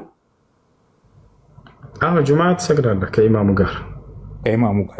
ኦኬ እሺ፣ ሹክራን። አላህ ይስጥልኝ። መርሐባ። እሺ፣ አንድ ትንሽ ልቅራና አወጣለሁ። ድምፄን በጣም እያዘኝ ነው። ዝም ብዬ ነው ሞክረው። ድምፄን የሚይዘኝ ከሆነ አንቀር። ትንሽ አንድ ገጽ ነው ሞክረው። ቁጥሮቹን ሌላ ጊዜ እንግዲህ ትነግረኛለህ። ያላስ አወራ ኖርማል ነው ያወራለሁ። ልቀራ ስላለብኝ ያፈናኛለሽ። ምንድን ነው? አይ ቁጥሮቹን እነግርሃለሁ። ሰርከኛ ሐዲሶች በውስጥ በኩል ጻፍ አክረሽ ቢስሚላሂ ረህማኒ ረሂም ቃለ ኢኒ ዐብዱላሂ አታኒየል ኪታበ ወጀዐለኒ ነቢያ ወጀዐለኒ ሙባረከን አይነማ ኩንቱ ወአውሳኒ ቢስሰላቲ ወዘካቲ ማ ዱምቱ ሐያ وبرا بوالديه ولم يكن جبارا عصيا وبرا بوالدتي ولم يجعلني جبارا عصيا والسلام علي يوم ولدت ويوم أموت ويوم أبعث حيا ذلك عيسى بن مريم ذلك عيسى ابن مريم قول الحق الذي فيه يمترون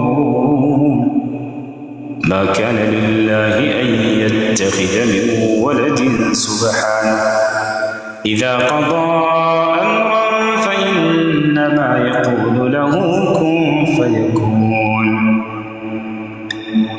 وإن الله ربي وربكم فاعبدوه هذا صراط مستقيم فاختلف الأحزاب من بينهم فويل للذين كفروا من مشهد يوم عظيم أسمع بهم وأبصر يوم يأتوننا لكن الظالمون اليوم في ضلال مبين وأنذرهم يوم الحسرة إذ قضي الأمر وهم في غفلة وهم لا يؤمنون إنا نحن نرث الأرض ومن عليها وإلينا يرجعون واذكر في الكتاب إبراهيم إنه كان صديقا نبيا إذ قال لأبيه يا أبت لم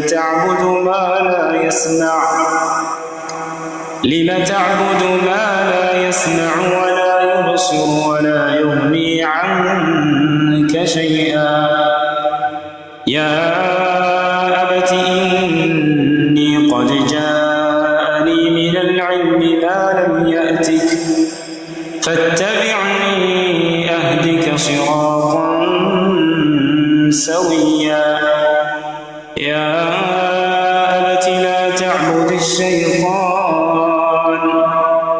إن الشيطان كان للرحمن عصيا يا أبت إني أخاف أن يمسك عذاب من الرحمن فتكون للشيطان وليا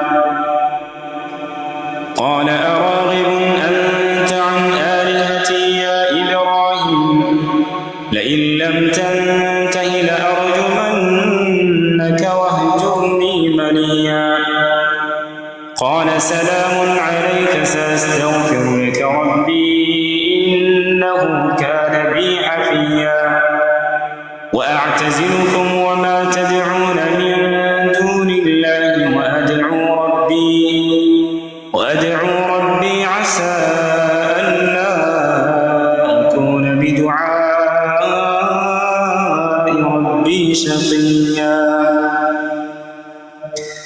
فلما اعتزلهم وما يعبدون من دون الله وهبنا له إسحاق ويعقوب وكلا جعلنا نبيا ووهبنا لهم من رحمتنا وجعلنا لهم لسان صدق عليا واذكر في الكتاب موسى إنه كان مخلصا وكان رسولا نبيا وناديناه من جانب الطور الأيمن وقربناه نجيا ووهبنا له من رحمتنا أخاه هارون نبيا واذكر في الكتاب إسماعيل إنه كان صادق الوعد وكان رسولا نبيا وكان يأمر أهله بالصلاة والزكاة وكان عند ربه مرضيا واذكر في الكتاب إدريس إنه كان صديقا نبيا ورفعناه مكانا عليا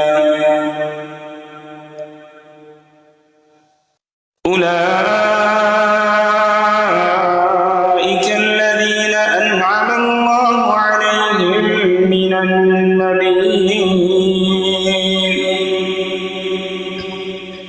النبيين من ذرية آدم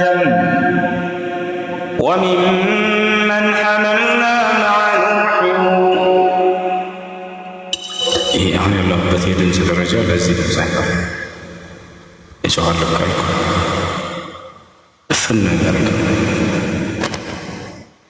أولئك الذين أنعم الله عليهم من النبيين من ذرية آدم وممن حملنا مع نوح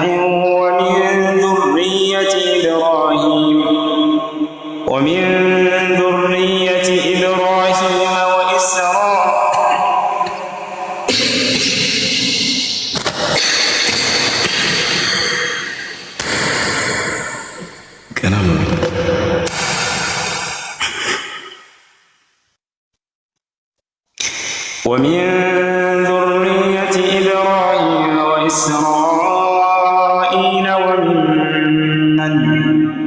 وممن هدينا واجتبينا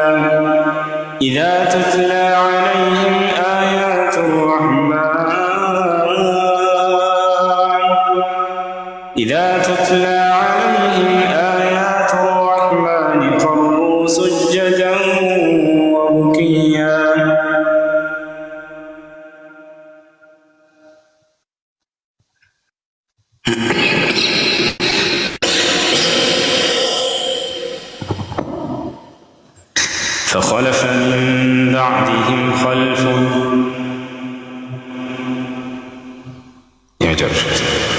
فخلف من بعدهم خلف أضاعوا الصلاة واتبعوا الشهوات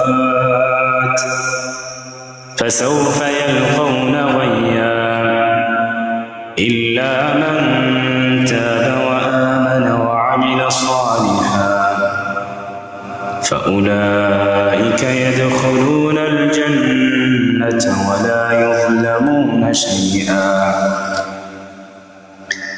جنات عدن التي وعد الرحمن عباده بالغيب إنه كان وعده مأتيا لا يسمعون فيها لغوا إلا سلاما ولهم رزقهم فيها بكرة وعشيا تلك الجنة التي نورث من عبادنا من كان تقيا وما نتنزل إلا بأمر ربك له ما بين أيدينا وما خلفنا وما بين ذلك وما كان ربك نسيا رب السماوات والأرض وما بينهما فاعبده واصطبر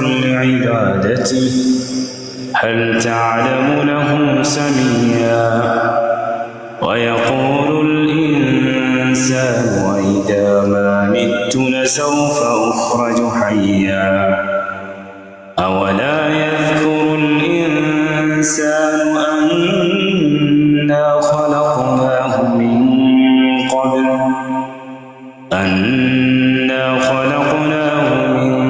قبل ولم يك شيئا فوربك لنحشرنهم والشياطين ثم لنحضرنهم حول جهنم جثيا ثم لننزعن من كل شيعة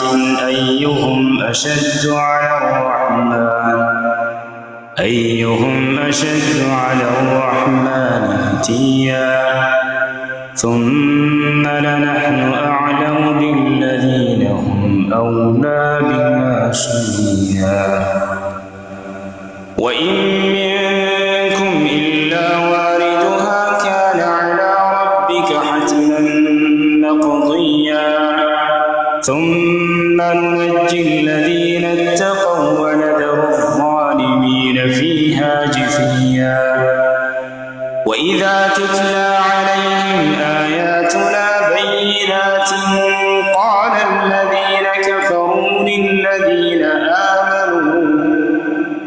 قال الذين كفروا للذين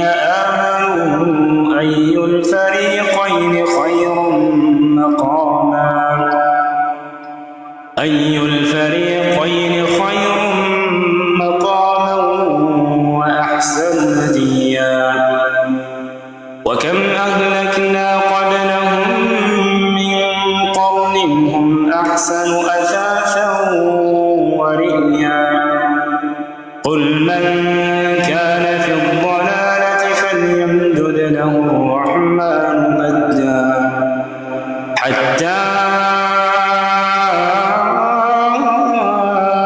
إذا رأوا ما يوعدون إما العذاب وإما الساعة فسيعلمون من هو شر مكانا وأضعف جندا ويزيد الله الذين اهتدوا هدى والباقيات الصالحات خير عند ربك ثوابا والباقيات الصالحات خير عند ربك ثوابا خير عند ربك ثوابا وخير مردا أفرأيت الذي كفر بآياتنا وقال لأوتين مالا وولدا أطلع الغيب أم اتخذ عند الرحمن عهدا كلا سنكتب ما يقول ونمد له من العذاب مدا ونرثه ما يقول ويأتينا فردا واتخذوا من دون الله آلهة ليكونوا لهم عزا كلا سيكفرون بعبادتهم ويكونون عليهم ضدا ألم تر أنا أرسلنا الشياطين على الكافرين تؤزهم أزا فلا تعجل عليهم إنما نعد لهم عدا يوم نحشر المتقين إلى الرحمن وفدا ونسوق